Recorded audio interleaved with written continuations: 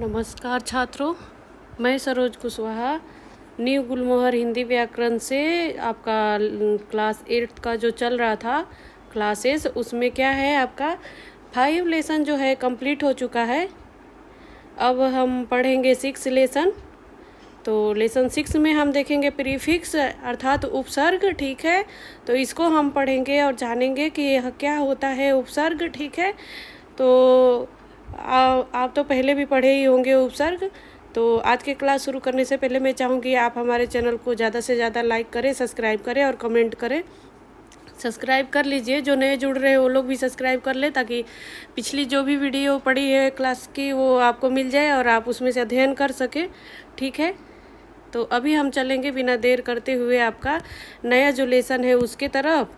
तो नया लेसन है आपका, देखते हैं आपका नया लेसन। देखिए, ये रहा उपसर्ग। ठीक है, तो नया लेसन है आपका उपसर्ग। तो इसको हम पढ़ेंगे और समझेंगे कि उपसर्ग क्या होता है। ठीक है, तो देखिए, क्या कभी आपने सोचा है कि शब्द कैसे बनते हैं? क्या आपने सोचा है? ये तो हम पढ़ ही चुके हैं कि शब्द कैसे बनते हैं, सोचने की क्या बात है। ठीक है, नेक्स्ट वीडियो जाके देख लीजिएगा, उसमें शब्द कैसे बनते हैं ये तो हम जानते ही हैं। ये तो हर भाषा में शब्दों की संख्या असीमित होती है, फिर भी नई नई संकल्पनाओं विचारों के लिए भाषा में नए नए शब्द बनते रहते हैं। अर्थात बहुत सारे विचारों से जो है नए नए जो है क्या होते हैं, नए नए शब्द बनते हैं। भारत सरकार की एक संस्था है तकनीकी शब्दावली आयोग। ठीक है, यह जो है किसकी संस्था है? भारत सरकार की तकनीकी शब्दावली आयोग। कोई पूछे कि भारत की कौन सी ऐसी संस्था है जो नए नए शब्दों को बनाती है? ठीक है, तो कौन सी है? तकनीकी शब्दावली आयोग। उसका नाम क्या होगा? तकनीकी शब्दावली आयोग। ठीक है, इस संस्था का काम ही है अलग अलग विषयों पे नए नए शब्दों की रचना करना। ठीक है, जो है अभी बताई ना, यह जो संस्था क्या है, नए नए अलग अलग विषयों पे नए नए शब्द बनाती है। ठीक है, भाषा में एक शब्द से दूसरा शब्द बनाए जाने की यह प्रक्रिया ही शब्द रचना या शब्द निर्माण की प्रक्रिया कहलाती है। उदाहरण के लिए देखेंगे, सुंदर शब्द के प्रारंभ में अ जोड़कर हम असुंदर शब्द और अंत में ता जोड़कर सुंदरता शब्द बना सकते हैं। देखा ना आपने, कैसे सुंदर में अगर आगे हम अ लगाएंगे तो असुंदर हो जाएगा, पीछे त लगाएंगे तो उसमें क्या लगेगा? असुंदरता हो जाएगा। ठीक है, तो इस तरह से नए शब्द बनाने के लिए जो इकाइयाँ, ठीक है, शब्द के में शुरू जोड़ी जाती है उन्हें उपसर्ग कहते हैं। अर्थात जो भी हम जो नया शब्द बनाते हैं तो उसके जो शब्द दिया हुआ है तो उसके पहले जो हम लगा करके जोड़ते हैं, अर्थात तो पहले, जैसे कि आपको मैं दिखा दूँ यहाँ पे, तो यहाँ पे क्या है आपका प्लस है और यहाँ पे कोई शब्द दिया हुआ है। ठीक है, तो शब्द दिया हुआ है जैसे योग। ठीक है, तो यहाँ पे क्या लिख देंगे? सु। ठीक है, तो ये जो है जो पहले जुड़ रहा है यही हमारा उपसर्ग होता है। ठीक है, जो पहले प्लस से पहले जो है, इस शब्द से पहले है, यही हमारा उपसर्ग होता है और इसी को जोड़ करके इस शब्द को हम नया शब्द बना देंगे, जैसे सुयोग हो जाएगा, सुयोग नया शब्द हो जाएगा। ठीक है, तो इसी को हम क्या कहते हैं? उपसर्ग कहते हैं। ठीक है, चलिए, और तथा अंत में जुड़ने वाले इकाइयों को प्रत्यय कहते हैं। प्रत्यय हम बाद में जब पढ़ेंगे तो उसको बता दूंगी मैं। अभी उपसर्ग को ध्यान में रखिए कि प्लस के पहले जो जुड़ता है शब्द नया वही उपसर्ग कहलाता है। ठीक है, और इसके अलावा कभी कभी दो स्वतंत्र शब्दों को जोड़कर भी नए शब्द बनाए जाते हैं, जैसे स्नान तथा गृह दो स्वतंत्र शब्द है। इन शब्दों को जब जोड़ करके नया शब्द बनाएंगे तो समास, ठीक है, कर हम इन्हें नया शब्द क्या कह बनाएंगे हम? स्नानगृह। अर्थात जैसे कि पहले जुड़ा तो उपसर्ग हो गया, बाद में कोई शब्द जुड़ा तो प्रत्यय हो गया, लेकिन न उपसर्ग, प्रत्यय और उपसर्ग दोनों तो आधे आधे होते हैं। ठीक है, टुकड़े वाले शब्द होते हैं और पूर्ण शब्द, दो पूर्ण शब्द को जोड़ करके हम जो बनाते हैं उसे समास कहते हैं। ठीक है, इस तरह से आप समझ लेंगे। और आगे चलेंगे, देखेंगे क्या ध्यान रखने चाहिए हमको इसमें। ध्यान रखिए, हर भाषा में शब्द रचना की प्रक्रिया 3 प्रकार से होती है, ठीक है। कैसे? जैसे देखिए उपसर्गों के द्वारा, जैसे उपसर्ग प्लस शब्द आएगा, कैसे? सु प्लस योग से सुयोग बनेगा, और अप प्लस यस से अपयस। तो इसमें सु जो है सु उपसर्ग लगा है, और अपयस में क्या है? अप उपसर्ग लगा है, क्योंकि प्लस के पहले वाला ही तो जो शब्द रहेगा वही उपसर्ग होगा। तो प्लस के पहले सु है और इधर अप है, तो यही क्या होगा? आपका उपसर्ग होगा, ठीक है। अब देखिए ख में क्या है? प्रत्ययों के द्वारा शब्द। तो देखिए कैसे? तो ईमान प्लस दार। अब देखिए यह पीछे जुड़ रहा है, ईमान शब्द पहले आ गया और दार जो है छोटा वाला शब्द पीछे आ गया, तो यह क्या हो गया? ईमानदार। तो इस तरह से मित्र प्लस ता। देखिए ता जो है प्रत्यय है और मित्र क्या है? आपका शब्द है, तो यह जो प्रत्यय जुड़ करके बन रहा है मित्रता। इस तरह से देखेंगे। और समास वाला कैसे? समास द्वारा शब्द कैसे बनता है? राष्ट्र प्लस पिता से राष्ट्रपिता, घोड़ा प्लस सवार से घुड़सवार। क्योंकि यह देखिए राष्ट्र भी कंप्लीट शब्द है, पिता भी कंप्लीट शब्द है, आधा नहीं है। तो दोनों पूरे शब्दों को जब जोड़ेंगे तो यह जो है जो नया शब्द बनेगा वह समास द्वारा होता है शब्द निर्माण, ठीक है। और घोड़ा और सवार, जैसे घोड़ा भी पूर्ण शब्द है और सवार भी, तो दोनों को मिला करके जो नया पूर्ण शब्द बनेगा वह क्या हो जाएगा? घुड़सवार। और यह जो है समास के द्वारा संभव है, ठीक है, समास से होता है यह। अभी हम चलेंगे तो हम पढ़ेंगे, ठीक है, उपसर्ग उसकी परिभाषा पढ़ेंगे, ठीक है।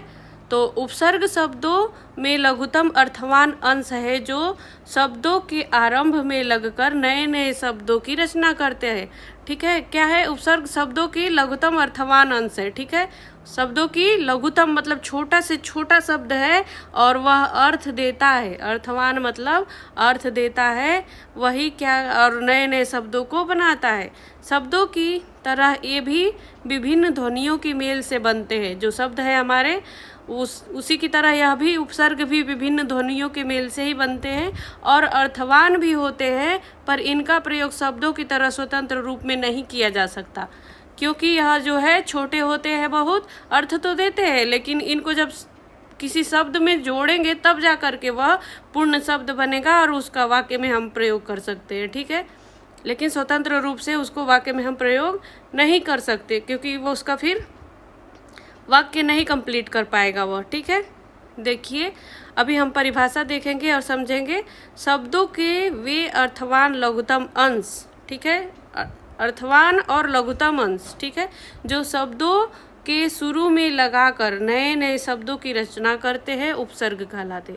शब्दों के वे अर्थवान और लघुतम अंश जो शब्दों के शुरू में लगाकर नए नए शब्दों की रचना करते हैं, वह क्या कहलाते हैं? उपसर्ग कहलाते हैं। इस तरह से आपकी यह परिभाषा है उपसर्ग की, ठीक है, कि उपसर्ग क्या चीज़ है? तो लघुतम अंश है और नए नए शब्दों को बनाता है, ठीक है, शब्दों में लगकर, ठीक है। अब देखेंगे उदाहरण बहुत सारे इसके उपसर्ग के, ठीक है। तो उपसर्ग के उदाहरण देखेंगे क्या है। जैसे उपसर्ग प्लस मूल शब्द, ठीक है। मूल शब्द जो रहेगा मतलब जो कंप्लीट शब्द रहेगा उसमें उपसर्ग लगा करके एक नया शब्द बनाएंगे, ठीक है। तो देखिए आपका जो है आपका वी उपसर्ग है प्लस शेष, तो क्या बनेगा? विशेष, ठीक है। क्या बनेगा आपका? विशेष। उप जो है उपसर्ग है प्लस मंत्री क्या है? मूल शब्द है। तो उपसर्ग को मंत्री में जब जोड़ेंगे तो क्या लगेगा? उपमंत्री। हमेशा आगे लिखेंगे उसको उपसर्ग को, ठीक है। बे प्लस रहम, रहम मूल शब्द है, उसमें बे उपसर्ग लगा, तो कैसे इसको जोड़ेंगे? आगे लिखेंगे, तो बे रहम, ठीक है। इसी तरह से आ प्लस जन्म, तो जन्म क्या है आपका? जन्म जो है आपका मूल शब्द है और कंप्लीट शब्द है, और इसमें जो है उपसर्ग का जो है जो अर्ध शब्द है, आधा शब्द है उपसर्ग वाला, वह जोड़ करके हम क्या बनाएंगे? आ जन्म, ठीक है। स प्लस पूत, तो जो स है उपसर्ग है और पूत जो है आपका मूल शब्द, तो सपूत बन जाएगा, ठीक है। प्र प्लस हार, तो ठीक है, प्र क्या है आपका? प्र उपसर्ग है और प्लस हार क्या है आपका? मूल शब्द है तो प्रहार बनेगा नया शब्द, ठीक है। नया शब्द क्या बनेगा? प्रहार। तो इस तरह से आप उदाहरण दे करके आप समझ गए होंगे इसको, कोई डाउट नहीं होगा। कोई डाउट होगा तो आप कमेंट में लिख करके भेज दीजिएगा, ठीक है। अब देखिए, ध्यान रखने कुछ बातें हम पढ़ेंगे। उपसर्ग शब्द नहीं है बल्कि शब्दों के छोटे छोटे अंश या खंड है। कई बार इसको हम जान चुके हैं कि वह कंप्लीट शब्द नहीं है, वह टुकड़ा है। अर्थ तो देता है पर बहुत छोटा है, बहुत छोटा अंश है शब्द का, ठीक है। उपसर्ग शब्दों की तरह ये भी अर्थवान इकाई है। शब्द जिस तरह से अर्थ देता है, उपसर्ग का शब्द भी कुछ न कुछ अर्थ देता है, ठीक है। उपसर्ग शब्दों की तरह स्वतंत्र रूप से प्रयुक्त नहीं हो सकता। जैसे शब्द जो है स्वतंत्र रूप से किसी भी मतलब वाक्य में प्रयुक्त कर सकते हैं उस शब्द को, लेकिन उपसर्ग को हम नहीं कर सकते, ठीक है। उपसर्ग को पहले क्या करेंगे, हम पूर्ण शब्द बनाएंगे, फिर उस शब्द को हम वाक्य में जोड़ सकेंगे, ठीक है। उपसर्ग हमेशा किसी मूल शब्द से प्रारंभ में लगकर नया शब्द बनाता है। जब कोई मूल अर्थात कोई नया शब्द होगा, कंप्लीट शब्द, ठीक है, उसमें जब जुड़ करके तब नया कोई शब्द बनाएगा, ठीक है, उपसर्ग। अब देखिए, उपसर्ग के भेद तथा प्रभेद पढ़ेंगे। तो जिस प्रकार हमने स्रोत के आधार पर शब्दों के तत्सम, तद्भव, आगत और विदेशी 3 भेद किए, उसी तरह उपसर्गों के भी स्रोत के आधार पर निम्नलिखित भेद करेंगे। जैसे देखिए, तत्सम उपसर्ग क्या करेंगे? तत्सम उपसर्ग। तो तत्सम उपसर्ग में देखेंगे, हिंदी में अनेक उपसर्ग अपने मूल शब्दों के साथ संस्कृत से आए हैं और हिंदी में तत्सम शब्दों के आरंभ में संस्कृत की ही भांति प्रयुक्त होते हैं। इन उपसर्गों की तत्सम उपसर्ग कहा जाता है। नीचे कुछ प्रमुख तत्सम उपसर्ग, उनके अर्थ और उनके बनने वाले शब्दों के उदाहरण दिए जा रहे हैं। जैसे उदाहरण यहाँ तालिका में आपका देखिए बॉक्स में दिया हुआ है, तो इसको जब हम पढ़ेंगे तो आपको समझ में आ जाएगा तत्सम उपसर्ग, ठीक है। तो देखिए, अति, ठीक है, अति और अधिक, ठीक है। तो क्या हो जाएगा? अत्यधिक। उपसर्ग क्या है आपका? अति है। अधिक क्या है आपका? अर्थ है, ठीक है। तो अति अधिक। अब देखिए उदाहरण में कैसे बनेगा। अतिरिक्त, अत्यंत, अति अधिक, अत्याचार, अतिशय और अति उत्तम, इतने सारे शब्द आपका बनेंगे, ठीक है। अनु देखिए, अनु उपसर्ग पीछे और समान, ठीक है, इस तरह से अर्थ देता है इसका। अनु का अर्थ होता है पीछे या फिर सामान। तो कैसे? अनुकूल, ठीक है, अनुकूल, ठीक है। कुल क्या है आपका? प्रत्यय वाले। अनुज, ठीक है, अनुज, अनु और उज, ठीक है। तो अनुज, अनुवाद, अनुराग, अनुभूति, अनुशासन, ये सारे क्या है? यह उदाहरण है। अनुपसर्ग से इतने सारे नाम बने हैं, ठीक है, तत्सम उपसर्ग में। अभी देखेंगे, अभी का अर्थ होता है सामने और ओर, ठीक है। अभी जो शब्द है उसका क्या अर्थ होगा? सामने और ओर। तो इसका जो है बहुत सारे शब्द कैसे बनेंगे? अभी उपसर्ग लगा, अभिप्राय, अभियुक्त, अभियोग, अभिनय, अभिमान, अभ्यास, अभिलाषा, इस तरह से जो है आपका बनेगा शब्द। आ जो है, आ उपसर्ग लगा करके आक्रमण, आजीवन, आजन्म, आमरण और आरक्षण। और आ का क्या अर्थ? आ क्या देता है अर्थ? तक और समेत का जो है अर्थ देता है। इसका अर्थ होगा तक या समेत।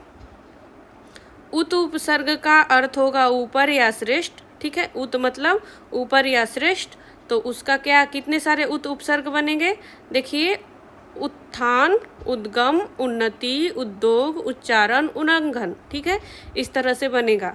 उप जो है, उप उपसर्ग का अर्थ देता है निकट और छोटा, ठीक है। उप मतलब निकट और छोटा। तो उसका उप उपसर्ग लगा करके बनने वाले शब्द है जैसे उपवन, उपकार, उपस्थित, उपदेश, उपग्रह और उपचार, ठीक है। इसी तरह से निस और निर। तो निस का होता है रहित और निर का निषेध, ठीक है। तो निसंदेह, निश्चय, निर्दोष, निर्मल, निर्जीव, निर्गुण, निराकार और निर्धन। इस तरह से नी जो उपसर्ग है तो वह जो है उसका अर्थ होता है नीचे या फिर निषेध। तो उपयुक्त, निवास, नियम, निबंध और निवास, जो नी उपसर्ग लगा करके ये सारे शब्द बने हैं। परि, तो परि का अर्थ होगा चारों ओर, ठीक है। परि जो उपसर्ग होगा उसका अर्थ होगा चारों ओर। तो परिक्रमा, परिचय, परिमाण, ठीक है, परिणाम, परीक्षा, परिवर्तन, परिष्कार और पर्यटन, ठीक है। इस तरह से प्र जो उपसर्ग है उसका अर्थ होता है अधिक। और क्या शब्द बनेगा आपका नया? प्रयत्न, प्रबल, प्रहार, प्रधान और प्रलय, ठीक है। इसी तरह से और भी बहुत सारे जो है उपसर्ग आपके यहाँ पे दिए हुए हैं। जैसे प्रति उपसर्ग है, तो देखिए विरुद्ध और सामने, प्रति का मतलब होता है, और प्रतिक्रिया, प्रतिशोध, इस सारे जो शब्द दिए हुए हैं यह क्या है? प्रति उपसर्ग से बने हैं। वि उपसर्ग जो है विशिष्ट और भिन्न, वी का अर्थ होता है विशिष्ट या भिन्न, वियोग, विनाश, विदेश, इस तरह से।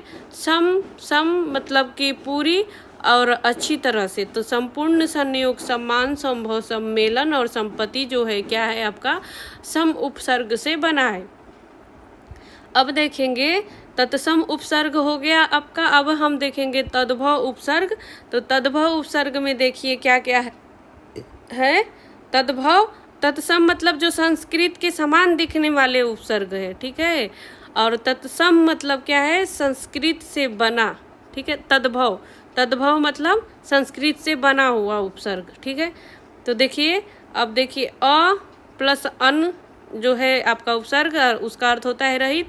तो अनपढ़, ठीक है, अनजान, अनहोनी, अछूत, अथाह जो है क्या है? तद्भव उपसर्ग बना है। औ से, औ का अर्थ होता है हीनता और रहित। तो अवगुण, अवघट, अवसार। नी तो रहित, नी का अर्थ होता है रहित। और देखिए निहत्था, निकम्मा, निपुता और निगोड़ा, ठीक है।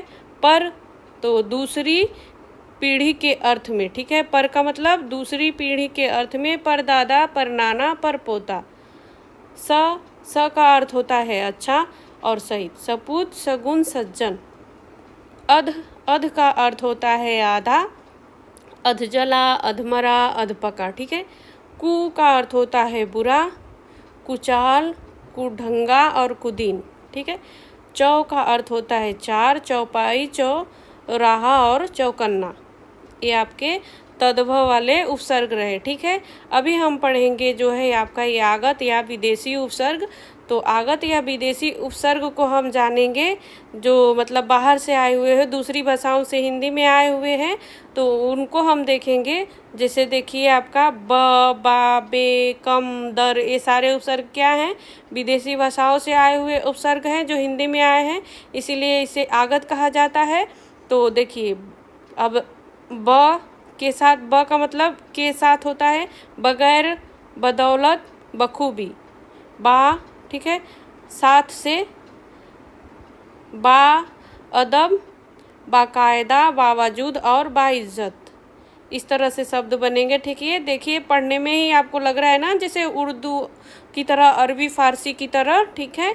तो क्या है आपके ये शब्द जो है क्या है आपके? ये उपसर्ग जो है आपका आगत है, विदेशी है।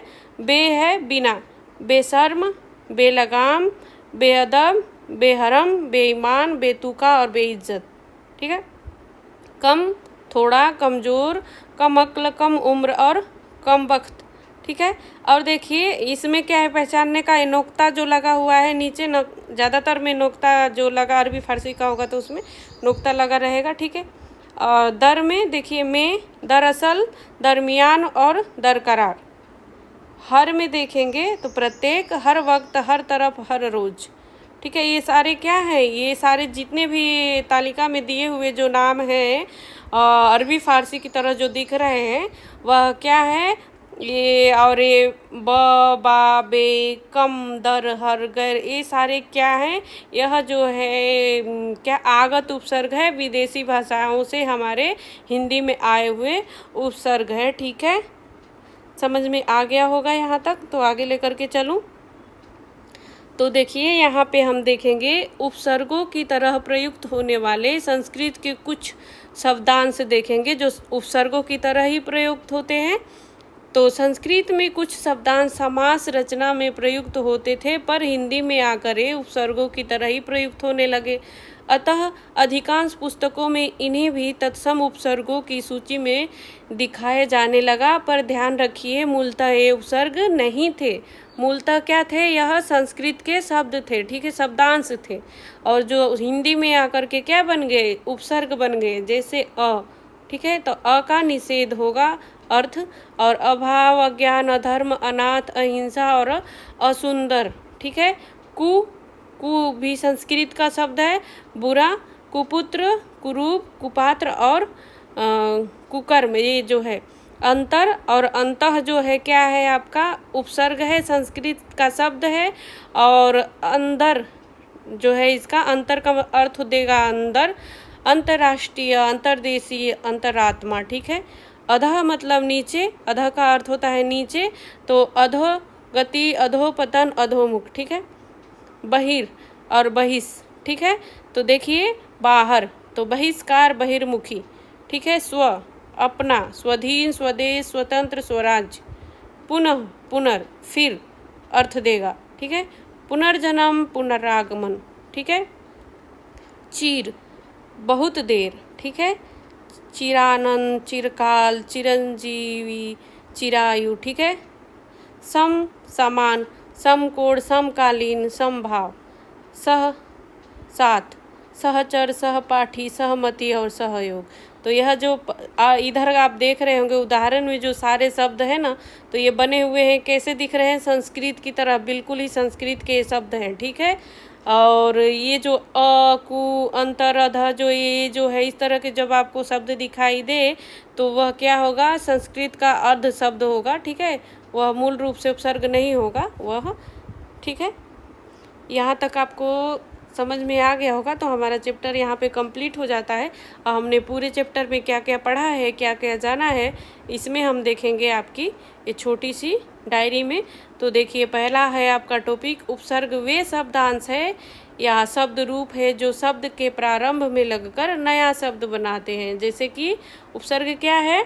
शब्द के प्रारंभ में, अर्थात कोई भी मूल शब्द है उसके पहले लगा करके एक नया शब्द बनाते। उपसर्ग अर्थवानिका है, पर शब्द की तरह स्वतंत्र नहीं, अर्थात जो उपसर्ग रहेगा जैसे अ, कु, ये तो अर्थ तो देगा, पर क्या है? यह जो है स्वतंत्र नहीं है, क्योंकि यह कंप्लीट शब्द नहीं है। उपसर्ग हमेशा किसी मूल शब्द से बढ़कर आते हैं, ठीक है। जो मूल शब्द ये है, मूल शब्द, इससे बढ़ करके नया शब्द बनाते हैं, ठीक है। अतः ये बद्ध इकाई है, ठीक है।